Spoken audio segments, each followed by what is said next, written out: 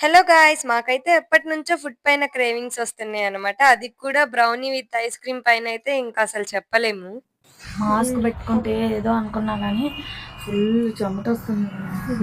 Last time అయితే cake house అయితే లేదనమాట. ఇంకా రీమోడలింగ్ చేసి ఓపెన్ చేశారు అని చెప్పైతే వెళ్ళాము. మన దరిద్రం ఎలా ఉందంటే చాలా సేపు నడిచి వెళ్తే అక్కడికెళ్ళగానే కరెంట్ పోయింది. ఆల్మోస్ట్ ఒక 1 అవర్ దాకా అయితే మేము అక్కడే ఉన్నామనమాట. అప్పటిదాకా అసలు అక్కడ కరెంటే లేదు. ఇంకొకటి అనుకోని వచ్చాం కాబట్టి మెనూ చూడాల్సిన అవసరం కూడా లేదు. బట్ తను మెనూ చూడగానే ఇంక అక్కకేమో డోనట్ ఆర్డర్ చేయాలని అయితే అనిపించిందంట. ఇంకా మెనూ చూసామనమాట. మెనూలో అయితే కొత్త కొత్త ఐటెమ్స్ అయితే వచ్చినాయి. ఇంకా కొంచెం కాంబో ఆఫర్స్ కూడా ఉన్నాయన్నమాట.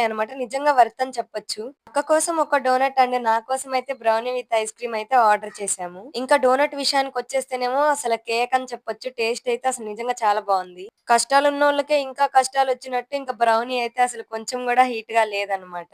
సో, కరెంట్ లేదు కాబట్టి ఇంక వాళ్ళ దగ్గరున్న ఓవెన్‌తోనే కొంచెం అడ్జస్ట్ చేశారు. But okay. టేస్ట్ చాలా బావుంది. తర్వాతయితే ఒక ఎగ్ పఫ్ అండ్ ఒక చికెన్ పఫ్ అయితే ఆర్డర్ చేశాము.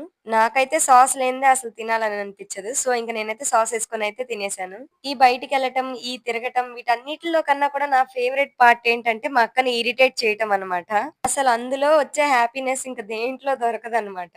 మమ్మల్ని ఎవరైతే అంత జెన్యూన్‌గా సపోర్ట్ చేస్తున్నారో వాళ్ళందరికి నిజంగా థాంక్ యూ సో మచ్. ఇంకా అక్కతో బిల్ పే చేపిచ్చి బయటికెళ్ళే లోపైతే అసలు ఫుల్ రైన్ ఉంది. ఇంకా మా డ్యాడీకి కాల్ చేస్తే వచ్చారు. మా డే అయితే ఇలా గడిచింది guys. Please make sure to subscribe.